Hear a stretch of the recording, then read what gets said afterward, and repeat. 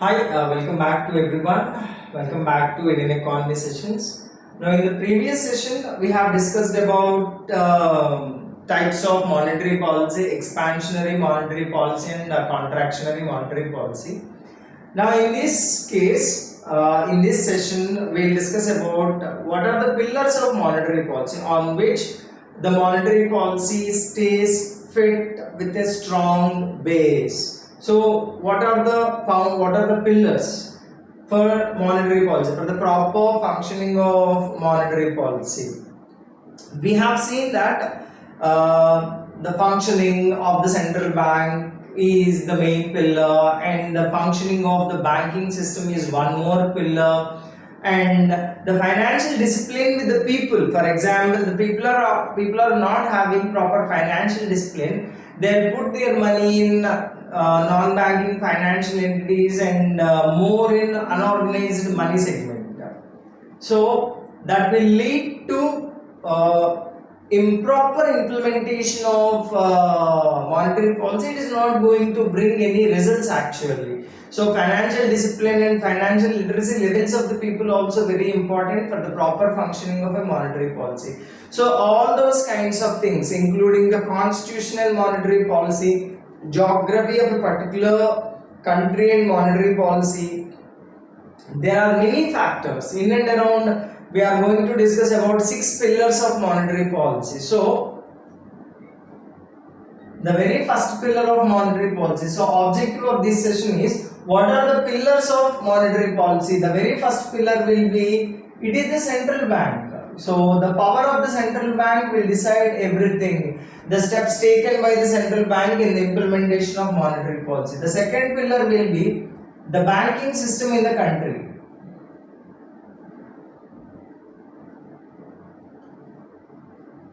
And the third one will be policies of the government. So government policies.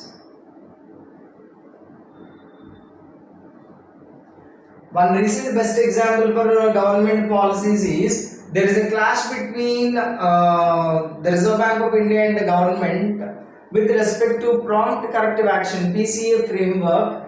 Actually, the government is somewhat against to the PCA framework implementation. So such kind of things will be there in between the government and the Reserve Bank of India. So there should be a proper coordination between Reserve Bank or the central bank and the government. In general, the central bank and the government. So you can take the government policies or the behavior of the government also a pillar, and financial discipline of the people is also important, and financial literacy. Best example is having more accounts. In 2020 we have a question related to, if I am going to take out 1 lakh money from the bank, what happens? So that is a very simple question based on financial literacy only, money multiplier concept. Next, there will be some clash between constitution and the policies of the Reserve Bank also. Recently, when the cryptocurrency the concept of cryptocurrency was rejected or not accepted by the Reserve Bank of India, the Supreme Court came in between on the basis of Article 19, freedom of trade concept. I'll explain you. So, constitution and monetary policy is also going to play a major role. Constitution means law of the land, and geography also. So these are the things we are supposed to consider while discussing about a monetary policy. So these are the pillars. The very first pillar will be central bank. How the central bank is working, how the central bank is coordinating with the government of India, how the central bank is coordinating with its own banking system. The second thing is the banking system. In India, the banking system is, you have a huge network like public sector banks, private sector banks, and foreign banks, urban cooperative banks, rural cooperative banks. When the structure is huge, then burden will be more on Reserve Bank of India. Then there will be some maladministration here and there. You can see some scams here and there because it is not going to put all its efforts on those scams and all those things, because in such a big country, in such a big system of banking, those things will happen. So it is not, you cannot say that it is the fault of functioning of Reserve Bank. How far or how better you work, there will be some mistakes. So whatever the recent scams are there in the banking system with respect to cooperative banking, like Punjab and Maharashtra bank, one cooperative bank is there and some scam is there, and with respect to IDBI bank some scam is there, and with respect to Punjab National Bank there is a scam, Swift messaging, something like. So they will happen, but again, coming back from those situations is very important. So these are the pillars: central bank, banking system, government policies, financial discipline of the people, constitution and geography. I'll discuss one after one. The central bank is doing so many things with respect to implementation of proper monetary policy or implementation of a proper banking system in the country. Like since independence, it's focusing on rural credit structure like priority sector lending, lead bank scheme, and the private banks were nationalized. And in 1991, we have huge reforms with respect to banking.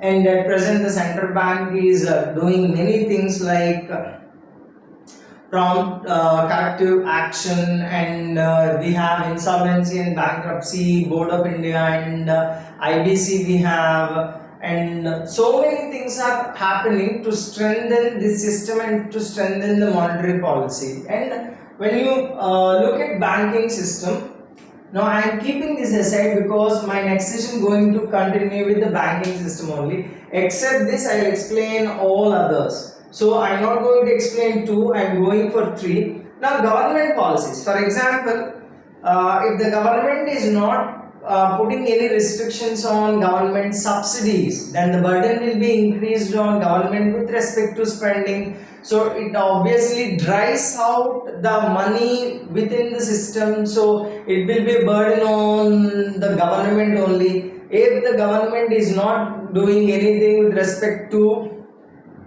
poverty alleviation programs, unemployment programs, industrial development, going for more foreign direct investments, new industries, more employment, all these things are related to the government, which will support the banking system, which will support the monetary policy, which will support the economy. So if the government policies are supporting poverty alleviation, they are truly going towards more poverty alleviation and reducing the poor and reducing the regional disparities, then there will be any use of expansion or penetration of banking system into village to village to village up to the grassroots level. If that thing is not there, if the people are not finding proper food, proper clothes, proper shelter, then what is the use of monetary policy? And these things has to be supported,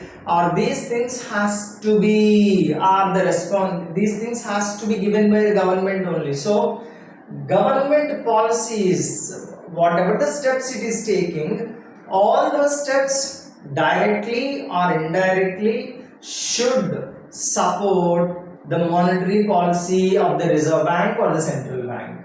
And financial discipline or literacy. So from 1947 to 2021, I don't think that there is much increase in the percentage of financial literacy of the Indians, because whatever the segment of money in unorganized money market is there, for example, the amount of money is flowing in unorganized money market like chit funds or nidhis or small banking units other than scheduled banks, it is more when compared to this. Whether they are not having financial literacy levels more, or they are not finding sufficient faith on these commercial banks, we don't know exactly. That's what is happening exactly.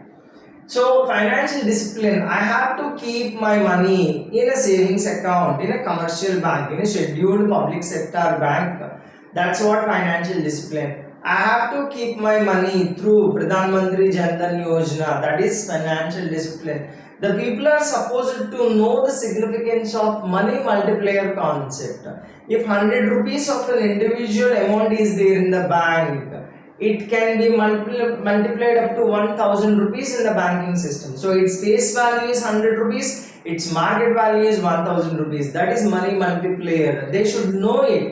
That is a part of financial discipline, financial literacy, and spending money is also one more major thing related to Indian context, because whatever the towns and cities and metropolitans are there, the spending, the consumer spending levels, the consumer expenditure behavior is playing a major role. For example, for the same commodity, they are spending more and more when compared to one geographical place to another geographical place. For example, one commodity is at certain price in villages. In towns and cities, they are paying more and more and more for the same commodity. That leads to inflation. Although the commodity actual value is same, but they are spending more. So here one major factor is the behavior of the people, the financial discipline of the people, the household savings of the people, how much they are saving, how much they are towards saving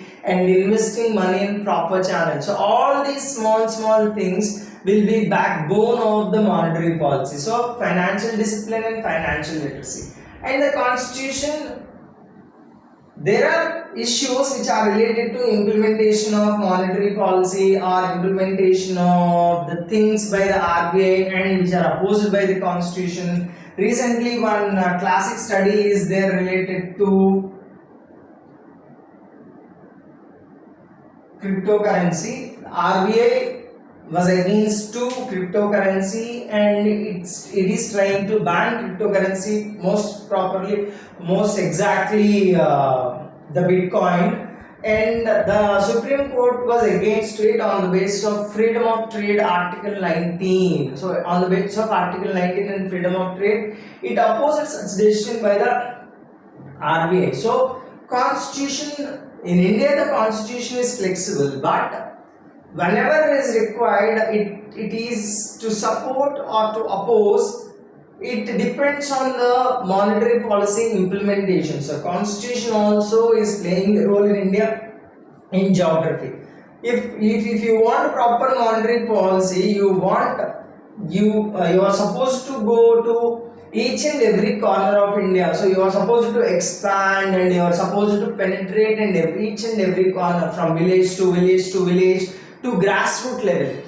To do such thing, this thing is a very major hurdle in India, because throughout from north to south and from east to west, the India is not same topographically and geographically. So penetration expansion of the banking is also somewhat difficult. You cannot expect a bank everywhere in you can expect in tier 1 town and tier 2 town, but what about tier 3 and other places, and wherever the geography and topography is not supporting, how the RBI is going to expand or penetrate its banking system, or it can expand its arms up to every corner of India. So all these things, I have kept this aside: 1 central bank, 3 government policies, 4 financial discipline, 5 constitution, 6 geography. Now these things directly or indirectly can do more, or can do more things related to proper implementation of monetary policy and success of monetary policy actually. Now I kept this banking system aside because I want to discuss banking system in India from ancient times. What is the banking system in ancient India? What is the banking system in medieval India, and what is the banking system in British India, and what is the banking system after 1947? That's why I kept it aside. So these are the pillars. So what is the heading of today's session? Pillars. Pillars of monetary policy. Central bank, no doubt, it is the main pillar. Banking system, second one. Forget about this numbering. Central bank followed by banking system, followed by government policies, followed by financial discipline, literacy, and constitution and geography. when you go for constitution, you will get more and more things related to financial issues, and with respect to this also you will get more and more. But I am limiting myself to very few concepts now. When these concepts exactly come, I will explain in detail thoroughly. So once again I am repeating, the pillars of monetary policy are central bank, banking system, government policies, financial discipline, financial literacy of the people, constitution of the land, and geography. So that's all about this session. Thank you.